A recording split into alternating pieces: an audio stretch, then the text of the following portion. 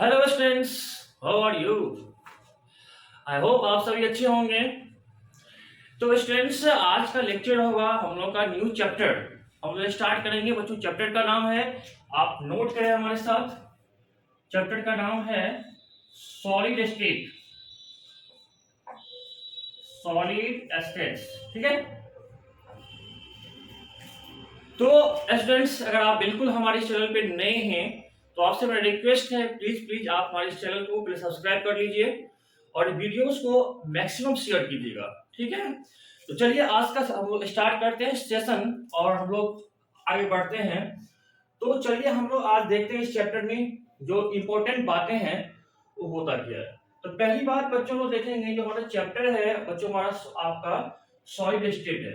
अब इस चैप्टर में हम लोग देखेंगे कि सॉलिड स्टेट, सॉलिड होता क्या है। ठीक है।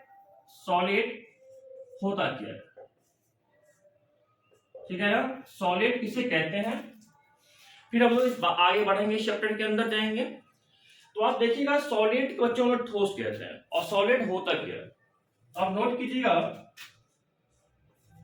लिखिएगा दो सब्सटेंसेस, दो सब्सटेंसेस which have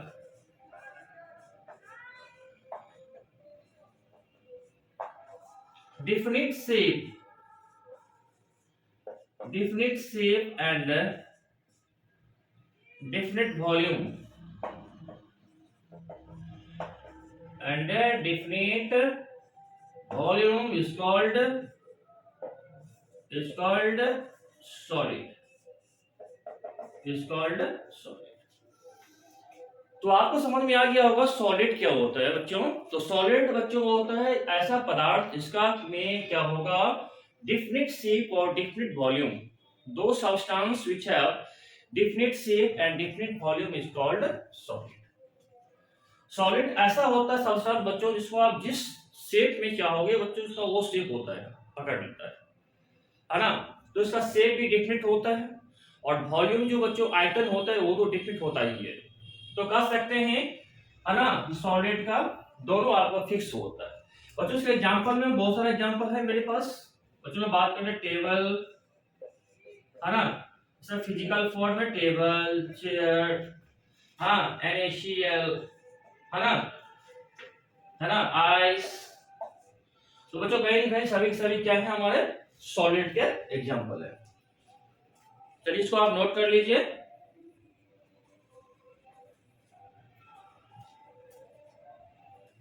ठीक है। कल आप लगातार वीडियोस को कंप्लीटली स्टडी कर लीजिएगा। ठीक है। वीडियोस को स्किप मत कीजिएगा, आप कंप्लीट वीडियो समझ में आ जाएगी। ठीक है। तो आपने देख लिया सॉलिड क्या होता है, दो substances which have definite shape and volume is called क्या होगा, सॉलिड। ठीक है। चलिए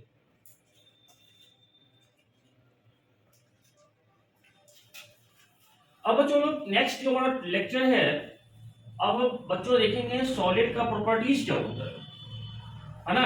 सॉलिड का प्रॉपर्टीज क्या होता है। चलिए नोट कीजिएगा, आप नोट कीजिए हमारे साथ और नोट लिखिए प्रॉपर्टीज ऑफ सॉलिड्स, है ना। बच्चों सॉलिड का प्रॉपर्टी क्या होगा। मतलब पहला फर्स्ट प्रॉपर्टी देखेंगे सॉलिड का। फर्स्ट आप देखिए बहुत इजी है बच्चों, लिखिएगा।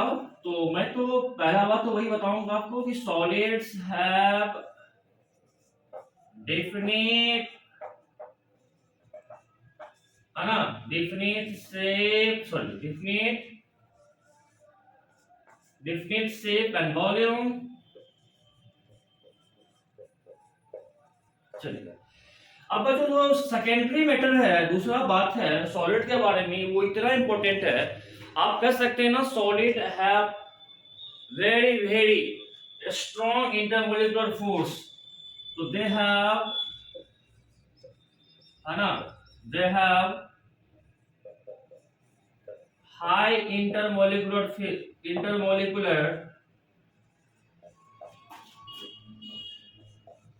हाई इंटरमोलिकुलर फोर्स, ठीक है ना। तो बच्चों इंटरमोलिकुलर फोर्स काफी हाई होता है, अंतराणविक बल स्ट्रॉन्ग होती है ना सॉलिड का। जो थर्ड पॉइंट हम लोग नोट करेंगे, they have negligible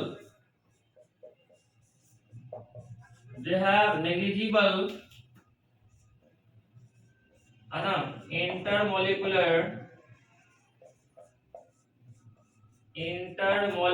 स्पेस। तो बच्चों आपको पता होगा कि सॉलिड में इंटरमोलिकुलर स्पेस बहुत ही कम होता है, मतलब आप उसको नगण्य कर सकते हो, नहीं के बराबर होता है।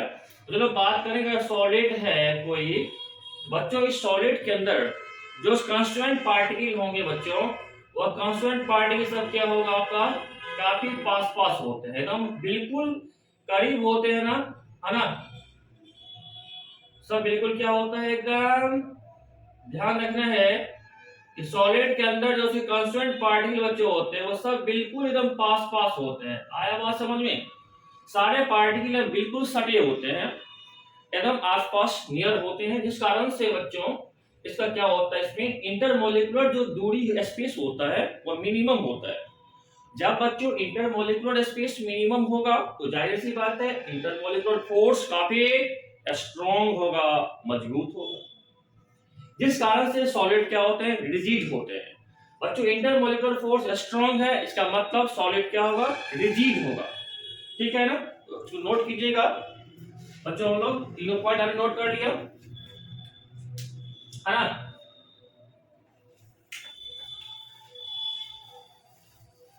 तो बच्चों आप नोट कीजिएगा फोर्थ पॉइंट को, लिखिएगा सॉलिड्स आर, है ना, सॉलिड्स आर रिजिड।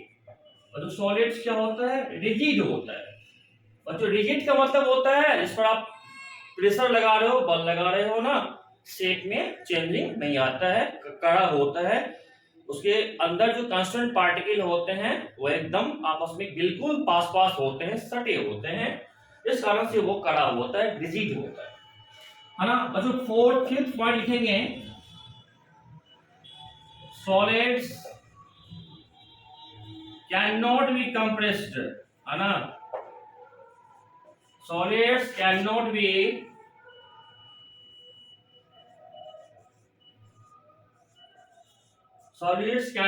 compressed। बच्चों हम लोग ठोस को कंप्रेस नहीं कर सकते हैं, आपको पता होगा जब ये इंटरमोलिकुलर फोर्स स्ट्रॉन्ग है तो हम लोग सॉलिड के ऊपर अगर बच्चों फोर्स लगाएंगे, बल लगाएंगे, तो सॉलिड दबेगा नहीं, कंप्रेस नहीं होगा। तो सॉलिड के ऊपर प्रेशर अप्लाई नहीं होती है, सॉलिड पे दाब वर्क नहीं करता है ना। चलिए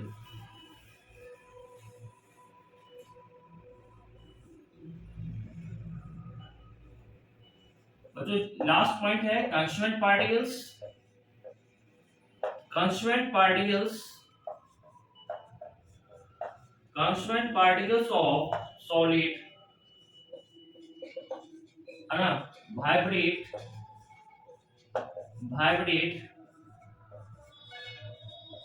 about their mean position, about their mean position।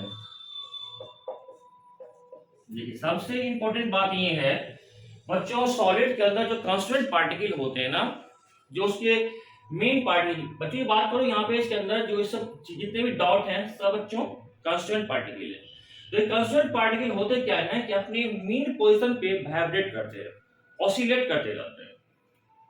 सबसे बड़ी अच्छी बात है सॉलिड का सबसे अच्छा प्रॉपर्टी कि कांस्टेंट पार्टिकल जो होते हैं सॉलिड के अंदर वो अपने मिड पॉइंट पे आगे पीछे ऑसिलेट करते हैं, वाइब्रेट करते रहते हैं। आई बात समझ में। तो बच्चों कुल मिला के मेरे पास टोटल 6 प्रॉपर्टीज था सॉलिड्स का, आपको याद रखनी पड़ेगी सॉलिड्स का प्रॉपर्टीज। और बच्चों हम लोग नेक्स्ट लेक्चर में हम फिर पढ़ेंगे हम लोग सॉलिड्स का क्लासिफिकेशन, सॉलिड्स का पढ़ेंगे हम लोग, क्लासिफिकेशन पढ़ेंगे, ठीक है।